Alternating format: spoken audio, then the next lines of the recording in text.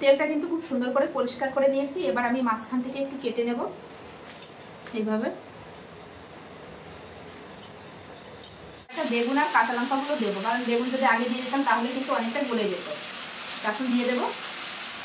আরও খানিকক্ষণ কিন্তু নেড়ে নিয়েছি। আমি কিন্তু ঢাকা দিইনি, ঢাকা দিলে কিন্তু আরও তেল গলে যাবে, তো তার জন্য অল্প আছে। কিন্তু আমি অনেকক্ষণ ধরে কত সুন্দর হয়েছে। এরকম গরম ভাতে যদি এরকম থাকে বন্ধুরা, আর কিছুই লাগবে না। একবার হলেও বাড়িতে এইভাবে একবার বানিয়ে খেয়ে দেবো, দিয়ে নামিয়ে নেবো নিচে। নমস্কার বন্ধুরা, তোমাদের সবাইকে অনেক অনেক স্বাগত জানাই বন্যা রান্নাঘরে। আজকে আমি এমন একটা রেসিপি শেয়ার করবো, এটা কিন্তু অনেকের কাছে কিন্তু জনপ্রিয়, আবার অনেকে কিন্তু খেতে চায় না। তো সেটাই কিন্তু আজকে তোমাদের সঙ্গে শেয়ার করবো। তো চলো কি রেসিপিটা আগে তোমাদের দেখাই। তো আগে যে ভিডিওটা তোমাদের দিলাম যে কাতলা মাছের রেসিপি করেছি পটল দিয়ে, তার কিন্তু এই যে সেই তেলটা, মানে সেই কাতলা মাছের তেলটা। তো দেখো অনেকটা কিন্তু আছে কাতলা মাছের তেল, এই যে একদম ফ্রেশ তেল বন্ধুরা। এটা তো আমাদের বাড়ির সবাই খুব পছন্দ করে। তো আজকে কিন্তু এই তেল পটকা চচ্চড়ি বানাবো। তেল পটকা চচ্চড়ি বানাবো বেগুন দিয়ে, খেতে কিন্তু খুবই ভালো লাগে। আমার মতো অনেকেই আছে কিন্তু এটা খুব পছন্দ করে, আবার অনেকেই নাক শীতকায়। কিন্তু তাদের বলবো যে এইভাবে একবার বানিয়ে খেয়ে দেখো, খুবই ভালো লাগে গরম গরম ভাতের সঙ্গে। আর কিছুই লাগবে না বন্ধুরা এই রেসিপিটা থাকলে। তো তার জন্য এই দেখো প্রথমে আমি এটা কেটে নেবো। দেখো এই যে একটু ডিমও হয়েছে কিন্তু, তো আমি এখন একটু কেটে নেব। তো দেখো এটাই ওজন হবে 1 কিলো। আর মাছটাও কিন্তু 13 কিলো সাইজের ছিল মাছটা। তোমরা যদি মাছটা না দেখে থাকো তাহলে আগের ভিডিওটাই কিন্তু দেখে আসতে পারো, ওতে কত বড় মাছ ছিল সেই ভিডিওতে কিন্তু দেওয়া আছে। তো এবারে যে কেটে নেব, এটা কিন্তু আগে ফেলে দেবো।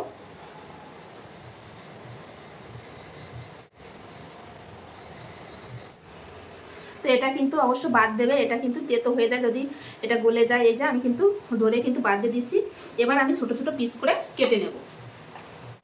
তো অনেক তেল আছে, তার ভিতর কিন্তু প্রচুর পরিমাণে ময়লা থাকে, কিন্তু এটার ভিতর কোনো রকম ময়লা নেই। দেখো একদম কিন্তু ফ্রেশ তেলটা। তো এই যে এটা কিন্তু আমি একটু ছোট ছোট করে কেটে নেব, তাহলে ভাজার সময় সুবিধা হবে। এই যে এরকম ছোট ছোট করে কেটে নেব। খুব শক্ত হয় এটা।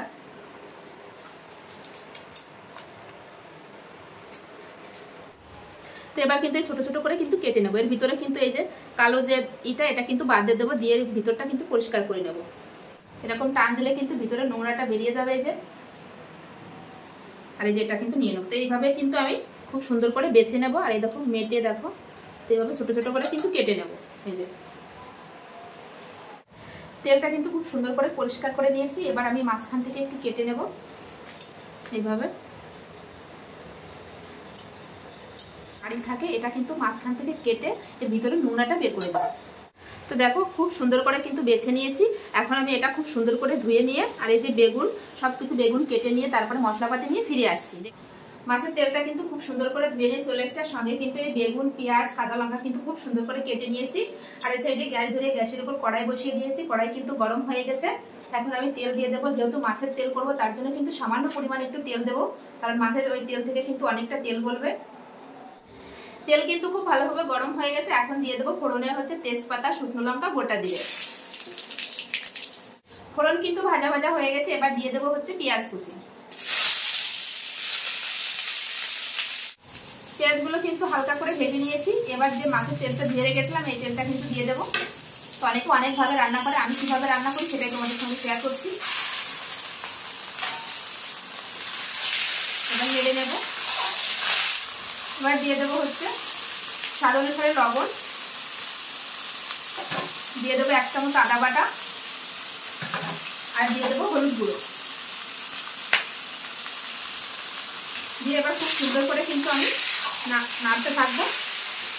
তো এইভাবে নাড়তে থাকছে। আর কিন্তু তেল গলা শুরু করে দিয়েছে। এই দেখো আস্তে আস্তে কিন্তু তেল গলছে। এই যে মাছের তেল কিন্তু একটু ভাজা ভাজা করে নিয়েছি। এবার যে কেটে রাখা বেগুন আর কাঁচা লঙ্কাগুলো দেবো, কারণ বেগুন যদি আগে দিয়ে দিতাম তাহলে কিন্তু অনেকটা গলে যেত। এখন দিয়ে দেবো। নাড়তে নাড়তে দেখো কত পরিমাণে কিন্তু তেল গলছে এই যে। আর বেগুনটাও কিন্তু এই তেলের ভিতর সেদ্ধ হয়ে যাচ্ছে যে খুব ভালোভাবে।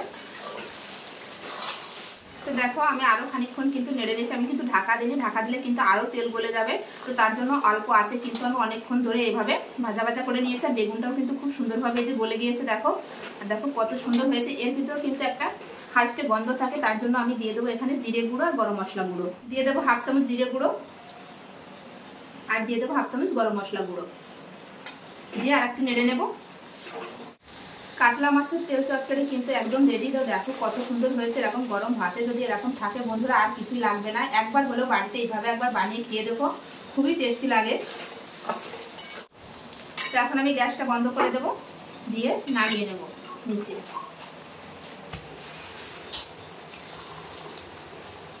তো আজকে কড়ার থেকে কিন্তু নামাইনি, কড়ার ভিতরেই আছে। তো এই রান্নাটা কিন্তু গরম গরম খেতেই বেশ ভালো লাগে বন্ধুরা। তো আজকের এই রেসিপি কাতলা মাছের তেল চচ্চড়ি বা তেল পটকা কেমন লাগলো অবশ্যই কমেন্টে জানিও বন্ধুরা। ভালো লাগলে অবশ্যই লাইক কমেন্ট শেয়ার করে কিন্তু নতুন বন্ধুদের দেখার সুযোগ করে দিও। এরকম নিত্য নতুন ভিডিও দেখতে হলে অবশ্যই বন্যা রান্নাঘর চ্যানেলটি সাবস্ক্রাইব করবে। যারা ফেসবুক থেকে দেখছো তারা কিন্তু পেজটি ফলো করবে বন্ধুরা। সব ভালো থাকবে, সুস্থ থাকবে। আবার দেখা আছে নতুন কোনো রেসিপির সঙ্গে। বাই।